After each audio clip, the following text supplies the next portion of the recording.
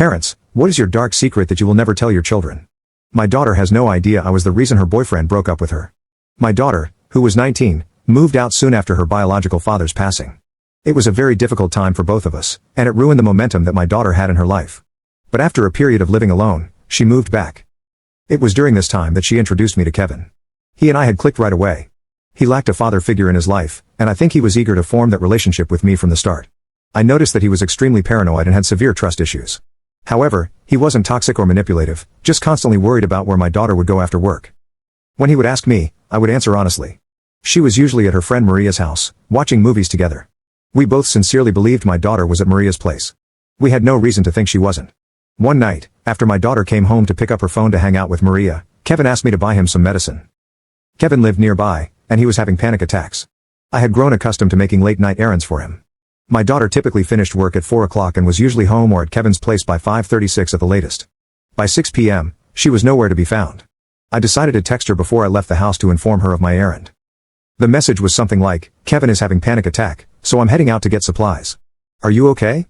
She responded while I was driving, and I checked the message when I got to the store. It read something like, "Yeah, I'm fine. Maria needed help building a shelf she bought, so I'm staying here." A little later, I sent a message back saying, "Okay. Be safe," along with other fatherly sentiments. I was taken aback when I saw Maria at the cash register, smiling at me as I walked in. I hadn't forgotten that she worked there, but I had assumed it was her day off.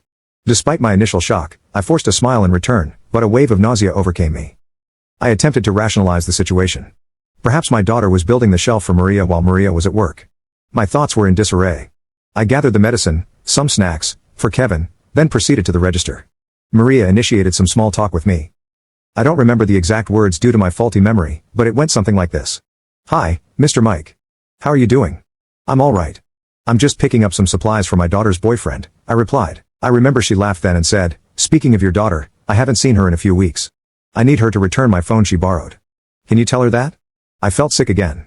I didn't want to draw attention to my daughter, so I decided not to mention the stories my daughter had been telling me.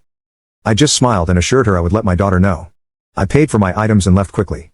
I drove to Kevin's house and gave him the supplies, but I was at a loss for words. He was carefree, laughing and smiling.